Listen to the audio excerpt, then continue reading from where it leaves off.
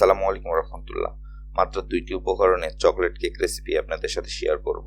Chocofun biscuit এবং দুধ দিয়ে তৈরি এই মজার কেক রেসিপি এবং এই চকলেট কেকটি খুব সহজে আপনারা বাড়িতে তৈরি করতে পারবেন।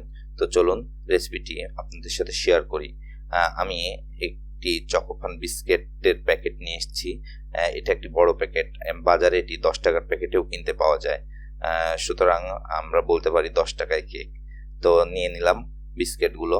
এবার বিস্কিটগুলোর ওপর বিস্কিটগুলোর মাঝখানে যে ক্রিম থাকে সেই ক্রিমগুলোকে ফেলে দিতে হবে বা ক্রিমগুলো তুলে ফেলতে হবে, কারণ এই ক্রিমগুলো দিয়ে এই কেকটা কখনোই ভালো হবে না।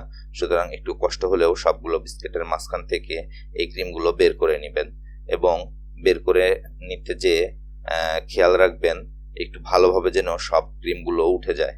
তো তারপরে এই বিস্কিটগুলোকে ছোট ছোট করে ভেঙে নিচ্ছি একটা কাঁটা চামচ দিয়ে।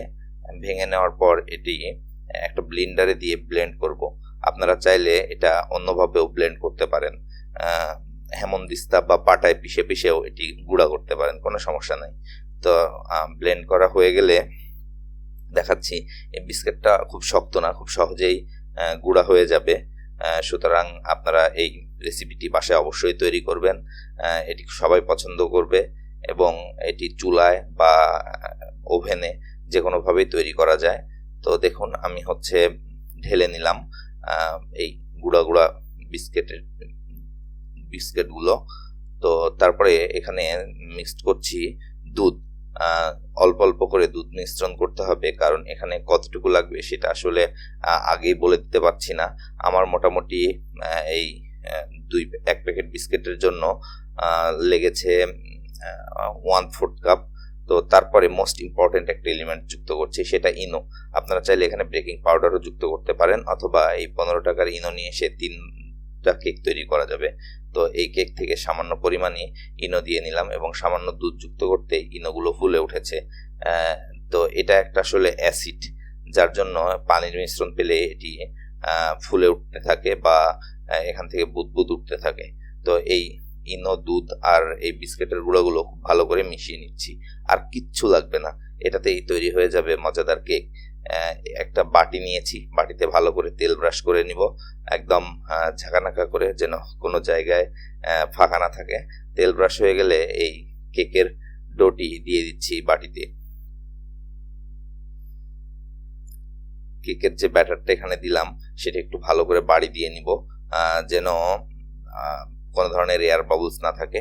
আমি এটি ওভেনে তৈরি করছি, আপনারা চুলাতেও তৈরি করতে পারবেন। যদি চুলায় তৈরি করতে চান এবং আমার কাছ থেকে রেসিপি চান তাহলে কমেন্টে জানাবেন, তাহলে চুলাতেও তৈরি করে দেখাবো। এর জন্য আমি টেম্পারেচার দিয়ে নিলাম 170 এবং এটি 2 সাইডে যেন হিট লাগে সেটা সেট করে টাইমার দিয়ে নিচ্ছি 40 মিনিট।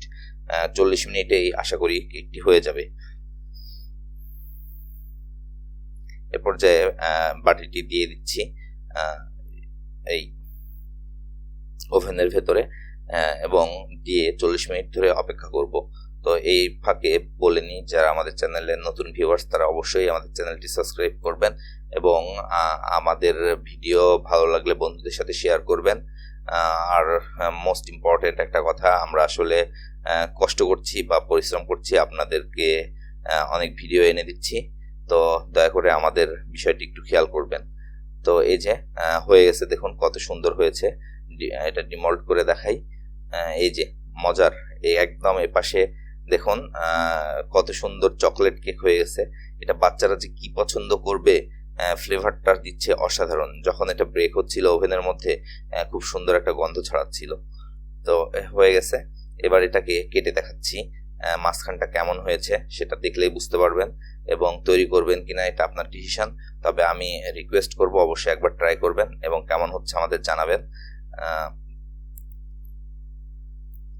এই যে দেখুন এত এত দারুণ হয়েছে, ভেতরের চকলেট কালারটা আরো গ্রেভি হয়েছে এবং খুবই খুবই মজার লাগছে দেখতে। সবগুলো কেটে নিচ্ছি। পিস কিন্তু খুব খারাপ না, চাইলেই অতিথিদের সামনে এটি পরিবেশন করতে পারবেন। এই যে দেখুন মজার। তো ধন্যবাদ সবাইকে আমাদের সাথে থাকার জন্য।